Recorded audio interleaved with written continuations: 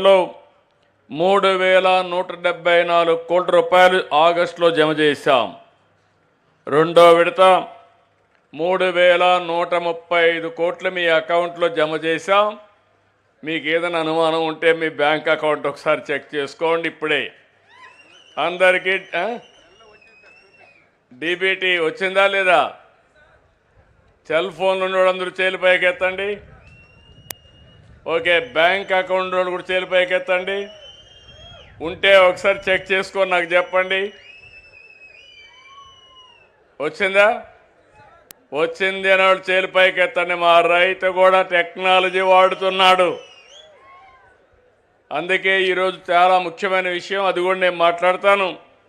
ఈరోజు ఒక్క నిమిషం చెక్ చేసుకొని నాకు చెప్పాలి. మీరు రేపటి నుంచి మీకు చాలా నేర్పించాలి. నేను రాష్ట్రం మొత్తం రైతాంగాన్ని బాగు చేయాలంటే టెక్నాలజీలో మీరు బాగా ఇప్పుడే ఒక కుర్రాడు వచ్చాడు నా దగ్గరికి.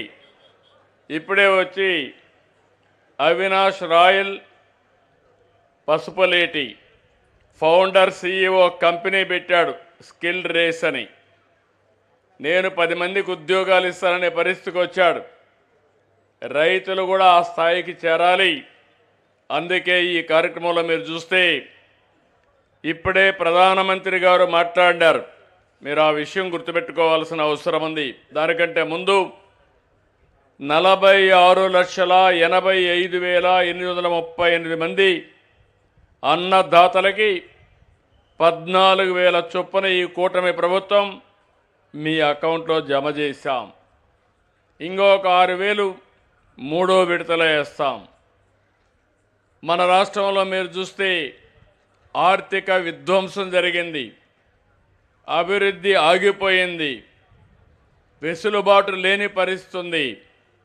చెప్పిన మాట నిలబెట్టుకోవడానికి ఎన్ని ఆర్థిక ఇబ్బందులున్నా ఏమాత్రం ఆలస్యం చేయకుండా 2 విడతలు కలిపి 6,310 కోట్ల రూపాయలు అన్నదాతకి ఇచ్చాం, మీ అకౌంట్లో జమ చేశాం. ఇది మా చిత్తశుద్ధి అని మరొకసారి మీ అందరికీ విజ్ఞప్తి చేస్తున్నా. అయితే ఈరోజు రైతన్న భవిష్యత్తు మార్చే మార్పు గురించి మనం ఆలోచించుకోవాలి. మీ అభిప్రాయాలు, ఆలోచనలు, అవసరాలు కూడా మనం చర్చించుకోవాలి, ఆచరణలోకి తీసుకురావాలి. సాగు తీరు మారాలి, వ్యవసాయం లాభసాటి కావాలి, అన్నదాత బతుకు మారాలి. దీనికోసమే మనం ఆలోచిస్తే అనేక విధాలుగా మనం ముందుకు పోతున్నాం. ఈరోజు ప్రధానమంత్రి గారు ఉపన్యాసం కూడా మీరు విన్నారు, ప్రకృతి సేద్యం.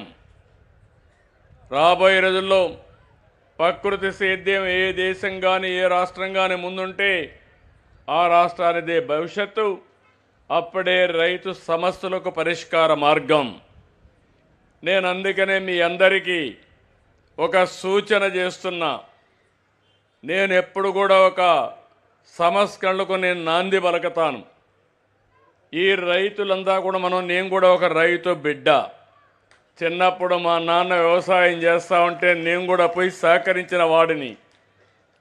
అక్కడి నుంచి ఒక రైతు బిడ్డ ఇన్ని సంవత్సరాలు రాజకీయాల్లో ఉండడమే కాకుండా సమర్థవంతంగా పాలన అందజేసి సుపరిపాలనకు నాంది పలికామంటే ఇక్కడుండే రైతులంతా కలిసి మీ వ్యవసాయంలో లాభసాటిగా చేయలేమా అంటే చేయగలుగుతామనేది నా అభిప్రాయం అని మరొక్కసారి మీ అందరికీ హామీ ఇస్తున్నా.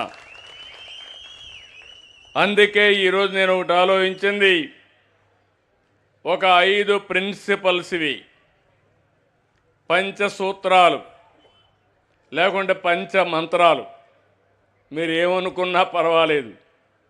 ఇది పాటించిగానే అనునిత్యం ఆలోచిస్తే మన సమస్యలకు పరిష్కార మార్గం దొరుకుతుంది. లేదంటే రాష్ట్రంలో ఉండే రైతాంగం ఇంకా మేము పాత పద్ధతిలోనే వ్యవసాయం చేస్తాం, ఎప్పుడు చూసినా గవర్నమెంట్లే ఆదుకోవాలంటే కొన్ని గవర్నమెంట్లు ఆదుకుంటాయి, కొన్ని గవర్నమెంట్లు ఆదుకోవు. దానివల్ల రైతు భవిష్యత్తు ప్రశ్నార్థకంగా మారుతుంది. ఈరోజు కేంద్రంలో రాష్ట్రంలో ఎన్డీఏ ప్రభుత్వాలు ఉన్నాయి.